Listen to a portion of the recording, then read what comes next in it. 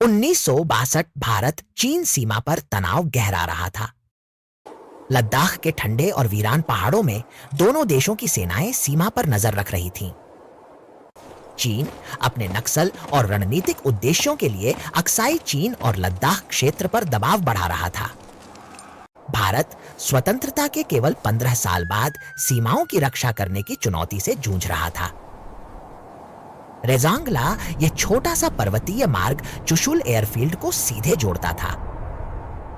अगर यह पास गिरता तो चीन को न केवल रणनीतिक ऊंचाई मिलती बल्कि भारतीय सप्लाई लाइन भी कट जाती। We must hold Rezangla at all costs. यह बात भारतीय कमांडरों के लिए स्पष्ट थी, Our fate is sealed. लेकिन परिस्थितियां बेहद कठिन थीं। ठंडी हवाएं, बर्फ, कम ऑक्सीजन और सीमित संसाधन। चार्ली कंपनी 13 कुमाऊं रेजिमेंट लगभग 120 जवान, जिनमें कई जवान अभी अभी सैनिक बने थे। कई जवान छोटे गांवों से आए थे, कईयों ने अपने परिवारों से दूर रहकर देश की सेवा चुनी थी। उनकी कहानियां भी अद्भुत थीं। कुछ ने मां के हाथ का खाना याद किया, कुछ ने अपने छोटे भाई बहनों के लिए कसम खाई कि वे देश की रक्षा करेंगे। मेजर शैतान सिंह भाटी, वीर और अनुशासित कमांडर, अपने जवानों के साथ हर दिन रणनीति पर चर्चा करते। Stay alert. Keep moving. हर दिन वे Focus on your जवानों को form. कठिनाइयों के लिए तैयार करते।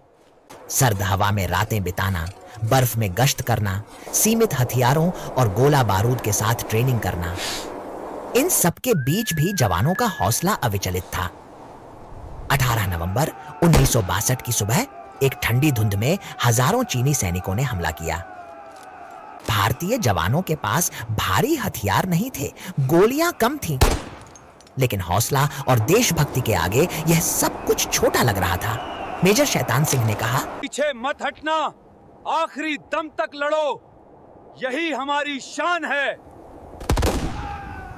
दुश्मन को रोकना है, पीछे हटने का नाम नहीं। जवानों ने अपने पोस्ट पर डटे रहकर दुश्मन का सामना किया। कुछ जगह हाथों हाथ की लड़ाई हुई।